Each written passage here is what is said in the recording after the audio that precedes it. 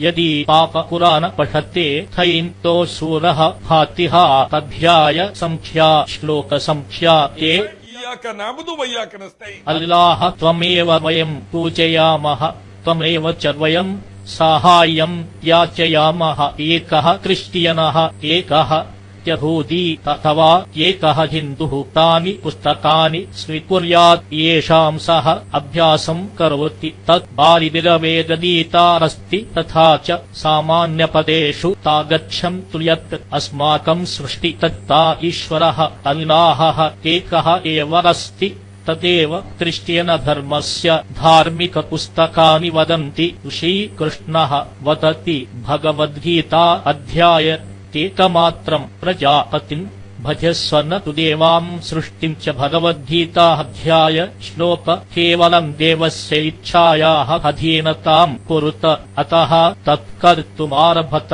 वेदः कथयति यत् देवस्य प्रतिमा नास्ति यत् भवन्तः कर्तुं शक्नुवन्ति अत कुरान बाइबिल वेद भीता एकमात्र सृष्टिकर्ता कैलाहस्य पूजां कर्तुम् आज्ञां ददाति। यदि सृष्टवस्तूनाम् आराधना करोति तर्हि नरकं गमिष्यति।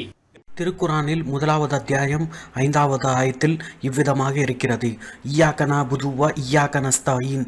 யா அல்லாஹ், உன்னையே நாங்கள் வணங்குகிறோம், எவ்வொரு உதவியும் உன்னிடத்திலே நாங்கள் தேடுவோம் என்று.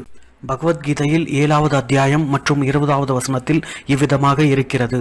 அர்ஜுனா, நீ படைத்தவனை விட்டுவிட்டு படைப்புகளை வணங்கினால் உன்னோட இருப்பிடம் நரகம் மட்டும்தான் என்று. ருக்வேதமும் இவ்விதமாக தெரிவிக்கின்றது. ஏக்கம் பிரம்மம் த்விதீய நஸ்தேனன் நஸ்தே கிஞ்சன். படைத்த இறைவன் ஒரே ஒருவன் மட்டும்தான் இருக்கின்றான் என்று. திருக்குரான், வேதங்கள் மற்றும் பகவத்கீதை மட்டும் கூறுவது என்னவென்றால் படைத்த இறைவன் ஒருவன் மட்டுமே என்று. அதுதான் லா இலாஹ இல்லல்லாஹ். பகவத்கீதையில் கிருஷ்ணர் தெரிவிக்கின்றார் படைத்தவன் ஒருவன் மட்டுமே என்று. அதுதான் லா இலாஹ இல்லல்லாஹ். கிருஷ்ணரும் லா இலாஹ இல்லல்லாஹ் என்ற முழக்கத்தை சொல்லிவிட்டார். சனாதன தர்மத்தை நான் சில விஷயங்களை கூற விரும்புகிறேன். முதல் மனிதனாகிய ஆதம் அலைஹிஸ்ஸலாம் அவர்கள் இவ்வுலகில் வந்தபோது எவ்விதமான சிலைகளோ கோவில்களோ எதுவும் இல்லை. நான் இது குரான், ஹதீஸ் மற்றும் வேதங்கள் உபனிஷத்துகளின் ஒளியில் நான் கூறுகிறேன். அது மட்டுமின்றி ஹசரத் ஆதம் அலைஹிஸ்ஸலாம் அவர்கள் ஏக இறைவன் ஆகிய அல்லாவை மட்டுமே வணங்கக்கூடியவர்களாக இருந்தார்கள். ஏகம் பிரம்மம் த்விதீய நஸ்தேனன் நஸ்தே கிஞ்சன் நா தஸ்ய பிரதிமாஸ்தி. மோகன் பகவத் அவர்கள் இதெல்லாத்தையும் படித்து பார்த்தால் அவர்களுக்கு புரியும் என்று நான் நினைக்கிறேன். லா இலாஹ இல்லல்லாஹ் என்று சனாதன தர்மத்தை அவர்கள் ஏற்றுக்கொண்டால் மிக மகிழ்ச்சியாக இருக்கும். இதுதான் உண்மையான சனாதன தர்மம். மோடி மற்றும் அமித்ஷா அவர்களும் இதனை ஏற்றுக்கொண்டால் மிக மகிழ்ச்சியாக இருக்கும். எப்பொழுது நாம் ஆன்மீக நூல்களை படிக்கவில்லையோ அப்போதான் சிலைகளையும் மற்றும் நடைகளையும் வணங்க ஆரம்பித்து விடுவோம். அதுதான் நம்மளோட அழிவு. சனாதன தர்மத்தின்படி இறைவன் ஒருவன் மட்டுமே. அவனை விட்டுவிட்டு நாம் சிலைகளையோ கால்நடைகளையோ மற்றும் கொடி செடிகளையோ வணங்கக்கூடாது. இதுதான் உண்மையான சனாதன தர்மம். பகவத்கீதை 7வது அத்தியாயம் மற்றும் 20வது வசனத்தின்படி, அர்ஜுனா, நம்மை படைத்த இறைவன் ஒருவன் மட்டுமே, அவனை வணங்குங்கள். விட்டுவிட்டு நீ யாரை வணங்கினாலும் நம் இருப்பிடம் நரகம் மட்டும்தான். இதுதான் உண்மையான சனாதனம். பகவத்கீதையும் ஏக இறைவனை வணங்க சொல்லித்தான் நம்மளை வலியுறுத்துகிறது. ఖురాన్లోని మొదటి అధ్యాయం సూర ఫాతిహ 5వ ఆయతలో ఈ విధంగా తెలియజేయబడింది. ఇయ్యాక నఅబుదు వ ఇయ్యాక నస్తఈన్. ఓ దైవమా, మేము నిన్నే ఆరాధిస్తున్నాము, సహాయం కోసం నిన్ను మాత్రమే అర్థిస్తాము. భగవద్గీత 7వ అధ్యాయం 20వ శ్లోకం పరిశీలిస్తే శ్రీకృష్ణుల వారు చెప్పారు, ఓ అర్జున, దైవాన్ని వదిలి ఇతరులను ఆరాధిస్తే నరకంలోకి వెళ్తాము. ఏకం బ్రహ్మం ద్వితీయ ననస్తే కించన్. ఋగ్వేదం తెలియజేస్తుంది సృష్టికర్త ఒక్కడే, ఆయన తప్ప మరొకడు లేడు, కించిత్తు కూడా లేడు. మేము తెలియజేస్తుంది ఏమిటంటే వేదాలు, భగవద్గీత మరి ఖురాన్ యొక్క ఆజ్ఞ ఏమిటంటే సృష్టికర్తను మాత్రమే ఆరాధించాలి. సృష్టిని ఆరాధిస్తే నరకానికి వెళ్తాము. అందుకే మనం సృష్టించబడిన వాటిని ఆరాధించకూడదు. భగవద్గీత 7వ అధ్యాయం 20వ శ్లోకంలో శ్రీకృష్ణుల వారు చెప్పారు, సృష్టిని ఆరాధించకండి, సృష్టికర్తను మాత్రమే ఆరాధించండి. అదే లా ఇలాహ ఇల్లల్లా యొక్క అర్థం. శ్రీకృష్ణుల వారు కూడా లా ఇలాహ ఇల్లల్లా చెప్పేశారు. నేను చెప్పాలనుకుంటుంది ఏమిటంటే, ఒకవేళ హిందూ ధర్మాన్ని ప్రచారం చేయడానికి వేదాలు, భగవద్గీత, ఉపనిషత్తులు ఉపయోగిస్తే వాటిలో స్పష్టంగా తెలియజేయబడింది ఏకం ఏవద్వితీయం. మనందరి సృష్టికర్త ఒక్కడే. అందరూ ముస్లింలుగా మారిపోతారు. 80 కోట్ల మంది హిందువులు వేదాలు, భగవద్గీత, ఉపనిషత్తుల మీద విశ్వాసం ఉంచుతారు. 25 కోట్ల మంది ముస్లింలు ఖురాన్ హదీసులపై విశ్వాసం ఉంచుతారు. హిందువులు ముస్లింలు కలిసి వాళ్ళ ధార్మిక గ్రంథాల ద్వారా సమస్యను పరిష్కరించండి. ఏ హిందూ కూడా వేదాలు, భగవద్గీత, ఉపనిషత్తులు, శ్రీరాముల వారు, శ్రీకృష్ణుల వారికి వ్యతిరేకంగా ప్రవర్తించరు. ఈ ధార్మిక గ్రంథాల్లో ఎక్కడా అయోధ్య ప్రస్తావన లేదు. విగ్రహారాధన చాలా వ్యతిరేకించబడింది. మీలోనూ మాలోనూ సమానంగా ఉన్న విషయం వైపుకు రండి.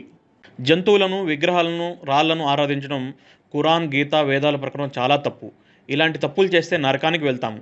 శ్రీకృష్ణుల వారు, శ్రీరాముల వారి బోధనలకు విరుద్ధంగా వెళ్తున్నారు. శ్రీరాముల వారు ఎప్పుడూ లింగాన్ని ఆరాధించలేదు. శ్రీకృష్ణుల వారు ఎప్పుడూ లింగాన్ని ఆరాధించలేదు. అంతేకాకుండా జంతువులు, విగ్రహాలను ఎప్పుడూ ఆరాధించలేదు. శ్రీరాముల వారు, శ్రీకృష్ణుల వారు ఒకే దైవాన్ని ఆరాధించారు. ఎప్పుడూ విగ్రహాలను, రాళ్ళు, రప్పలను ఆరాధించలేదు. యజుర్వేదం తెలియజేస్తుంది, నా తస్య ప్రతిమాస్తి, ఎలాంటి విగ్రహాలను ఆరాధించకూడదు. భగవద్గీత 7వ అధ్యాయం 20 శ్లోకంలో శ్రీకృష్ణుల వారు తెలియజేస్తున్నారు, ఒకే దైవాన్ని వదిలి ఇతరులను ఆరాధిస్తే అంధకారంలోకి వెళ్తాము. కానీ ప్రస్తుతం చాలామంది గ్రంథాలకు విరుద్ధంగా విగ్రహాలను, జంతువులను ఆరాధిస్తున్నారు. నిజమైన హిందువులు ఇలాంటి పనులు చేయరు.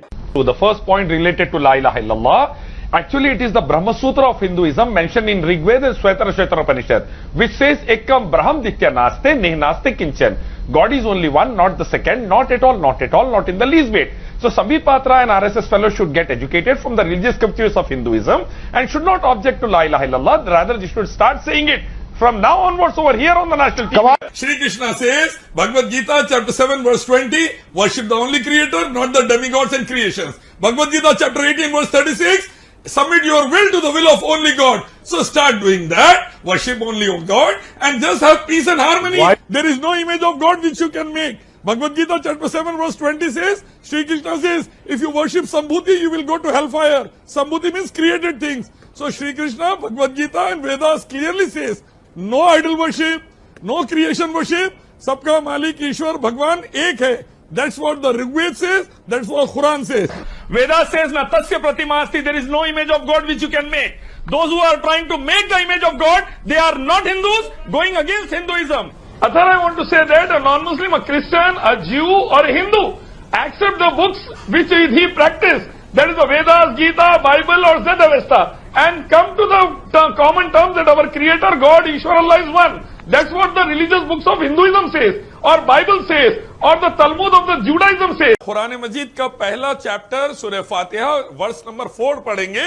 उसमें लिखा है इय्याका नअबुदु व इय्याका नस्तईन, एक ईश्वर अल्लाह, हम आप ही की पूजा करते हैं, आप ही से मदद मांगते हैं.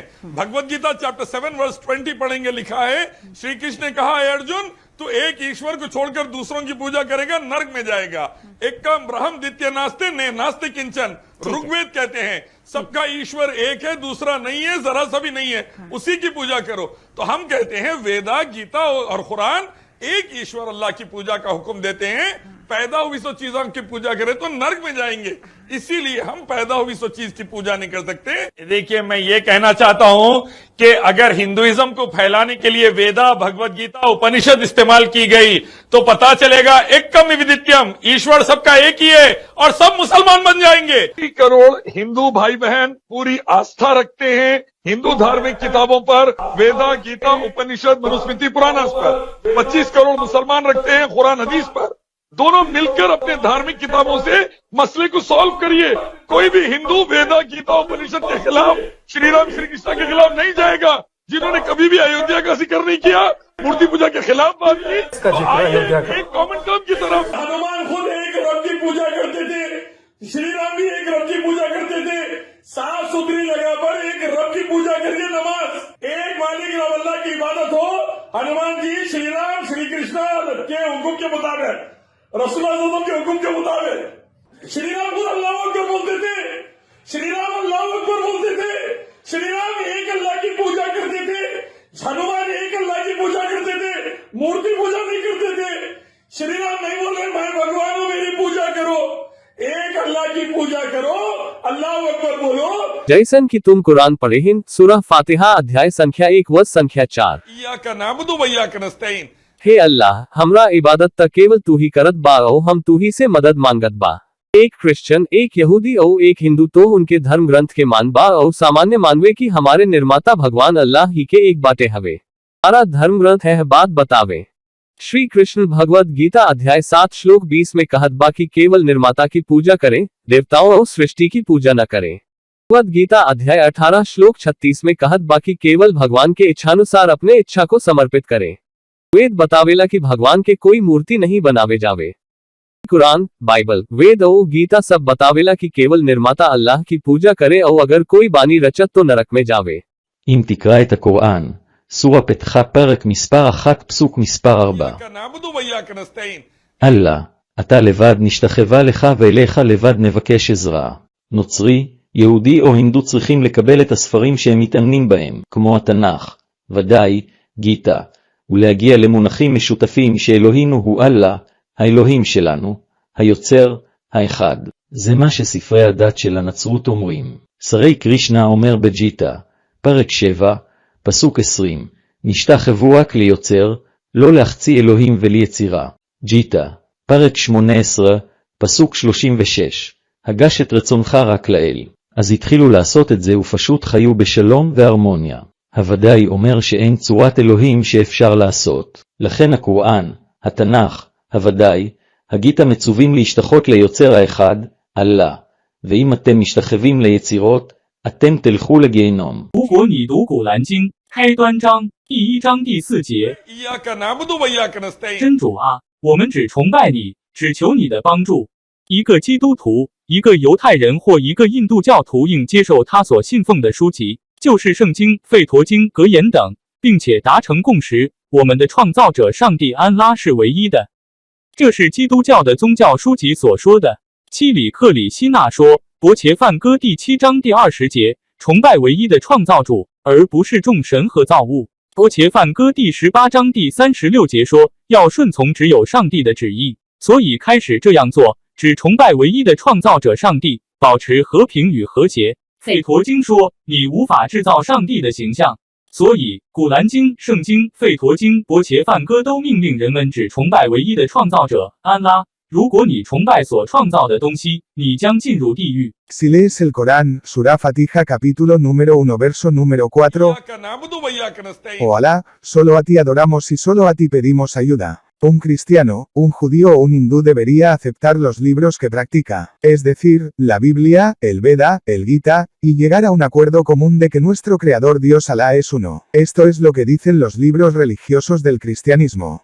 Sri Krishna dice en el Bhagavad Gita capítulo 7 versículo 20, que debemos adorar solo al Creador, no a los semidioses ni a la creación. Bhagavad Gita capítulo 18 versículo 36 dice que debemos someter nuestra voluntad solo a la voluntad de Dios. Así que comienza a hacer eso y ten paz y armonía.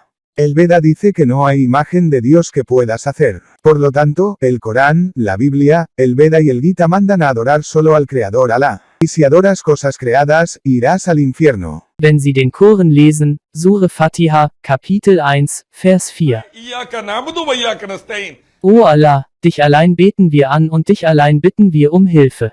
Ein Christ, Jude oder Hindu sollte die Bücher akzeptieren, die er praktiziert, wie die Bibel, Veden, Gita, und zu den gemeinsamen Begriffen kommen, dass unser Schöpfer Gott Allah einer ist. Das sagen die religiösen Bücher des Christentums. Sri Krishna sagt in der Bhagavad Gita, Kapitel 7, Vers 20, bete nur den Schöpfer an, nicht die Halbgötter und die Schöpfung. Bhagavad Gita, Kapitel 18, Vers 36, unterwerfe deinen Willen nur Gott. Also fange damit an und lebe einfach in Frieden und Harmonie. Die Veden sagen, dass es kein Bild von Gott gibt, das man machen kann. Deshalb befehlen der Quran, die Bibel, die Veden und die Gita, den einzigen Schöpfer Allah anzubeten, und wenn man geschaffene Dinge anbetet, wird man in die Hölle gehen. Si vous lisez le Coran, Surat Al-Fatiha chapitre 1 verset 4, إياك نعبد وإياك نستعين. Ô Allah, toi seul nous adorons et toi seul nous demandons de l'aide. Un chrétien, un juif ou un hindou devrait accepter les livres qu'il pratique. C'est ce que disent les livres religieux du christianisme, la Bible, du védisme, les Védas et du hindouisme, le Gita, et arriver à un terrain d'entente que notre Créateur, Dieu, Allah est unique. Sri Krishna dit dans la Bhagavad Gita chapitre 7 verset 20, adorez le seul Créateur et non les demi-dieux et la création. Bhagavad Gita chapitre 18 verset 36, soumettez votre volonté à la seule volonté de Dieu. Le VE accent aiguë a dit qu'il n'y a aucune image de Dieu que vous puissiez créer. Ainsi, le Coran, la Bible, les Védas et la Gita commandent d'adorer le seul Créateur Allah et si vous adorez les choses créées, Vous irez en enfer. Если вы прочитаете Коран, суру Фатиха, глава 1, стих 4. इय्याका नअबुदु व इय्याका नस्तईन. Аллах, Тебя одного мы поклоняемся, и Тебя одного мы просим о помощи. Христианин, иудей или индуист должны принять книги, которые они исповедуют, такие как Библия, Веды, Гита, и прийти к общим терминам, что наш Творец Бог Аллах единственный. Так говорят религиозные книги христианства. Шри Кришна говорит в Бхагавад-гите, главе 7, стихе 20, «Поклоняйтесь только Творцу, а не полубогам и творению». Бхагавад-гита, глава 18, стих 36, «Подчиняй свою волю только Богу». Так начните делать это и просто живите в мире и согласии. Веды говорят, что нет изображения «Б». من القرآن آية رقم 4 إياك نعبد وإياك نستعين يعني نعبدك ونستعينك فقط لا نعبد سواك ونفس الشيء موجود في भगवद गीता فصل 7 श्लोक 20 نصح إذن أرجن لو عبدت غير الله تدخل النار ليس هناك إله آخر إله واحد للجميع ونفس الشيء في رجويد وليس هناك إله آخر لا إله إلا الله على الإطلاق لا نعبد الخلائق لو عبدت الخلائق تدخل النار لذا لا نعبد الخلائق. এই যে শুনুন Syria কোরআন মাজিদের প্রথম সূরা আয়াত number 4 পড়ুন। সেখানে লেখা আছে যে ইয়াকা না'বুদু ওয়া ইয়াকা নাস্তাঈন, হে আল্লাহ আমি একমাত্র তোমারই ইবাদত বা উপাসনা করি এবং শুধু তোমারই কাছে সাহায্য চাই। Bhagavad Gita chapter number 7 verse number 20 পড়ুন। সেখানে লেখা আছে যে শ্রীকৃষ্ণ বললেন যে হে অর্জুন তুমি এক ঈশ্বর ছাড়া অন্য কারো পূজা করলে নরকে যাবে। একম ব্রহ্ম দেবতা নাস্তে নেহ না নাস্তে কিঞ্চন। ঋগ্বেদ বলে যে সবার ঈশ্বর বা প্রভু এক, দ্বিতীয় নেই, নেই বিন্দু মাত্র নেই, তারই উপাসনা বা পূজা করো। তাই আমি বলছি যে বেদা গীতা কোরআন এক ঈশ্বর বা আল্লাহর ইবাদত করার আদেশ দেয়। যেগুলো সৃষ্টি করা হয়েছে সেইগুলোর পূজা করলে নরকে যাবে, এই জন্য আমরা সৃষ্টির পূজা করতে পারি না। Bhagavad Gita chapter number 7 verse number 20 Shri Krishna বলেছেন worship the only creator not the creation, that is লা ইলাহা ইল্লাল্লাহ। শ্রীকৃষ্ণ লা ইলাহা ইল্লাল্লাহ বলে দিয়েছেন। ম্যাডাম আপনার অসুবিধাটা কোথায়, ভগবদ গীতা বা কোরআন থেকে? যদি ধার্মিক কিতাব পড়েন কোরআন হাদিস, যেখানে পরিষ্কারভাবে লেখা আছে আমাদের সবার মালিক রব ঈশ্বর আল্লাহ এক, একমাত্র তারই উপাসনা আরাধনা হবে, প্রার্থনা তার কাছেই হবে, তিনি ছাড়া কারোর পূজা করা যাবে না, তার কাছেই প্রার্থনা করতে হবে। আর যারা এগুলো করবে সব সময়ের জন্য নরকে যাবে, এ কথা গীতা উপনিষদেও লেখা আছে। দেখুন আমি মুসলমানদের সংজ্ঞা বলছি আপনাকে। মুসলমান তাকেই বলে যে সমস্ত জিনিসের সৃষ্টিকর্তা একমাত্র আল্লাহর পূজা ইবাদত করে এবং শেষ নবী মুহাম্মদ সাল্লাল্লাহু আলাইহি সাল্লাম এর রাস্তার উপরে চলে। કુરાન મજીદનું પહેલું ચેપ્ટર સૂરે ફાતિહા વર્સ નંબર 4 પડશો। તેમાં લખ્યું છે ઇય્યાક નઅબુદુ વ ઇય્યાક નસ્તાઈન, હે અલ્લાહ અમે તમારી જ બંદગી કરીએ છીએ અને તમારી જ પાસે મદદ માંગીએ છીએ। Bhagavad Gita chapter number 7 verse number 20 પડશો તો તેમાં લખ્યું છે શ્રી કૃષ્ણ સાહેબે કહ્યું હે અર્જુન તું એક ઈશ્વરને છોડીને બીજાની પૂજા કરશે તો નર્કમાં જશે। ઋગ્વેદ કહે છે સૌનો પાલનહાર એક જ છે, બીજો નથી, સહેજ પણ નથી, તેની જ બંદગી કરો। તો અમે કહીએ છીએ કે વેદા ગીતા અને કુરાન એક ઈશ્વર અલ્લાહની બંદગી કરવાનો આદેશ આપે છે। જે વસ્તુ સર્જન થઈ છે તેની પૂજા પાઠ કરશો તો નર્કમાં જશો, એટલા માટે અમે જે વસ્તુ પેદા થઈ છે તેની પૂજા પાઠ નથી કરી શકતા। હું સનાતન ધર્મ વિશે 2-3 વાતો જણાવવા ઈચ્છું છું। પ્રથમ વાત તો એ કે ધરતી પર પહેલા માનવી આદમ અલૈહિસ્સલામ જ્યારે આવ્યા તો ધાર્મિક કિતાબો વેદા ગીતા ઉપનિષદ કુરાન હદીસ વાંચી લેજો તો જાણવા મળશે કે ત્યારે ન તો મંદિર હતા, ન લિંગમ હતું, ન મૂર્તિ હતી, ફક્ત એક અલ્લાહની બંદગી થતી હતી, એક જ રબની પૂજા થતી હતી। તમે સારી રીતે મોહન ભગવત આ પઢી લો, લા ઇલાહા ઇલ્લલ્લાહ પઢી સાચા સનાતન ઇસ્લામમાં આવી જાઓ, આ જ સાચો સનાતન છે। અને મોદી અમિત શાહને પણ લઈને આવો, આ જ સાચો સનાતન ધર્મ છે। ધાર્મિક કિતાબોથી દૂર થશો તો લિંગમ પૂજા થઈ જશે, મૂર્તિ પૂજા થઈ જશે। પહેલા સનાતન ધર્મમાં એક અલ્લાહની પૂજા છે, મૂર્તિ પૂજા, લિંગમ પૂજા, પથ્થર પૂજા નથી। ભગવદ્ ગીતામાં ચેપ્ટર 7 વર્સ 20 શ્રી કૃષ્ણ સાહેબે કહ્યું કે હે અર્જુન એક ઈશ્વરની પૂજા કરે, અન્યની પૂજા ન કર, નહીં તો અંધકારમાં પડી નર્કમાં જતો રહીશ. ભગવદ્ ગીતા ચેપ્ટર 7 વર્સ 20. ભગવદમાં એક ભગવાન એક જ છે, બીજો નથી. તમે અન્યની પૂજા કરી નર્કમાં ન જાઓ. શ્રીકૃષ્ણ સાહેબનો આદેશ છે આપણા સૌને. ശ്രീകൃഷ്ണ സാഹിബ് പോતે કહી રહ્યા છે. നോക്കുക, ഖുർആനിലെ 1-ാമത്തെ അധ്യായം സൂറ ഫാത്തിഹയിൽ 4-ാമത്തെ വാക്യത്തിൽ പറയുന്നത് ഇയ്യാക നഅ്ബുദു വ ഇയ്യാക നസ്തഈൻ എന്നാണ്. അതായത് ഒരൊറ്റ ദൈവം അല്ലാഹു, അവനെ മാത്രമേ ഞങ്ങൾ ആരാധിക്കുന്നുള്ളൂ, അവനോട് മാത്രമേ ഞങ്ങൾ സഹായം ചോദിക്കുന്നുള്ളൂ. ഇത് തന്നെയാണ് ഭഗവത്ഗീതയിൽ 7-ാം അധ്യായത്തിൽ 20-ാം വെർഷനിൽ ശ്രീകൃഷ്ണൻ അർജുനനോട് പറയുന്നത്. ഹേ അർജുൻ, നീ ഏകദൈവത്തെ വിട്ട് മറ്റുള്ളവരെ പൂജിച്ചാൽ നരകത്തിലേക്ക് പോവേണ്ടി വരും.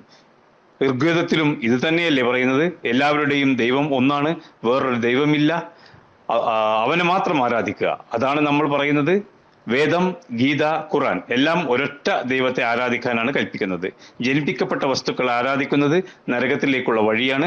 അതുകൊണ്ട് തന്നെ നമ്മൾ ഈ നിർമ്മിക്കപ്പെട്ട അല്ലെങ്കിൽ ജനിപ്പിക്കപ്പെട്ട വസ്തുക്കളെ ആരാധിക്കുവാൻ സാധിക്കുകയില്ല, അതിന് കഴിയുകയില്ല. ನೀವು ಕುರಾನಿನ ಮೊದಲ ಚಾಪ್ಟರ್ ವರ್ಸ್ ನಂಬರ್ 4 ಅನ್ನ ಓದಿದ್ರೆ ಗೊತ್ತಾಗುತ್ತೆ.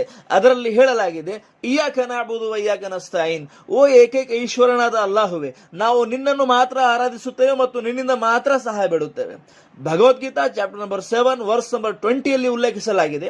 ಶ್ರೀಕೃಷ್ಣ ಹೇಳ್ತಾರೆ, ಹೇ ಅರ್ಜುನ್, ನೀನು ಏಕೀಶ್ವರನನ್ನು ಬಿಟ್ಟು ಇತರರನ್ನು ಆರಾಧಿಸಿದರೆ ನರಕದಲ್ಲಿ ಹೋಗುವೆ. ಏಕಂ ಬ್ರಹ್ಮಂ ದ್ವಿತೀಯ ನಾಸ್ತಿ ನ ನಾಸ್ತಿ ಕಿಂಚನ್. ಋಗ್ವೇದ ಹೇಳ್ತಾ ಇದೆ, ಎಲ್ಲರ ಈಶ್ವರ ಒಬ್ಬನೇ, ದ್ವಿತೀಯ ಇಲ್ಲ, ಸ್ವಲ್ಪವೂ ಇಲ್ಲ, ಅವನಿಗೆ ಆರಾಧಿಸಿರಿ. ನಾವು ಹೇಳುವುದಷ್ಟೇ, ವೇದ, ಗೀತಾ ಮತ್ತು ಕುರಾನ್ ಇವೆಲ್ಲವೂ ಏಕೀಶ್ವರವಾದ ಅಲ್ಲಾಹನ ಆರಾಧನೆಗೆ ಆದೇಶ ನೀಡುತ್ತವೆ. ಸೃಷ್ಟಿಗಳನ್ನ ಪೂಜಿಸಿದರೆ ನರಕಕ್ಕೆ ಹೋಗುವಿರಿ, ಆದ ಕಾರಣ ನಾವು ಸೃಷ್ಟಿಗಳ ಆರಾಧನೆ ಮಾಡೋದಿಲ್ಲ. Bhagavad Gita chapter number 7 verse number 20 Shri Krishna ಹೇಳಿದ್ದಾರೆ, ಸೃಷ್ಟಿಕರ್ತನನ್ನು ಆರಾಧಿಸಿ, ಸೃಷ್ಟಿಗಳನ್ನಲ್ಲ. ಅದುವೇ ಲಾ ಇಲಾಹ ಇಲ್ಲಲ್ಲ. ಮೇಡಮ್, ನಿಮಗೇನ್ ತೊಂದರೆ ಇದೆ ಭಗವದ್ಗೀತಾ ಮತ್ತು ಕುರಾನ್ ನಿಂದ ಹೇಳಿ. ನಾನು ಸನಾತನ ಧರ್ಮದ ಕುರಿತು ಒಂದೆರಡು ಮಾತನಾಡಲು ಇಷ್ಟಪಡ್ತೇನೆ. ಪ್ರಥಮವಾಗಿ, ಭೂಮುಖದ ಮೇಲೆ ಆದಮ್ ನಬಿ ಬಂದರು.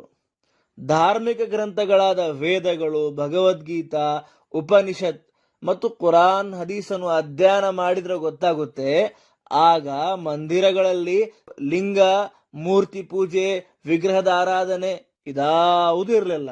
ಏಕೀಶ್ವರನ ಆರಾಧನೆ ಮಾತ್ರ ಆಗ್ತಿತ್ತು ಆವಾಗ. ಏಕಂ ಮೇವಾ ದ್ವಿತೀಯಂ, ಏಕಂ ಬ್ರಹ್ಮಂ ದ್ವಿತೀಯ ನಾಸ್ತಿ ನ ನಾಸ್ತಿ ಕಿಂಚನ್, ನ ತಸ್ಯ ಪ್ರತಿಮಾ ಅಸ್ತಿ, ನ ಕಸ್ಯ ಕಸು ಜನಿತ ನ ಚಡಿಪ. ಅಂದ್ರೆ ಏಕೀಶ್ವರನ ಆರಾಧನೆ ಮಾತ್ರ ಆಗ್ತಾ ಇತ್ತು. ಮೋಹನ್ ಭಾಗವತ್ ಅವರೇ, ಸರಿಯಾಗಿ ಇದನ್ನೊಮ್ಮೆ ಓದ್ಕೊಳ್ರಿ ಮತ್ತು ಲಾ ಇಲಾಹ ಇಲ್ಲಲ್ಲ ಹೇಳಿ ಸತ್ಯವಾದ ಇಸ್ಲಾಂ ಸನಾತನ ಧರ್ಮವನ್ನು ಅನುಸರಿಸಿ.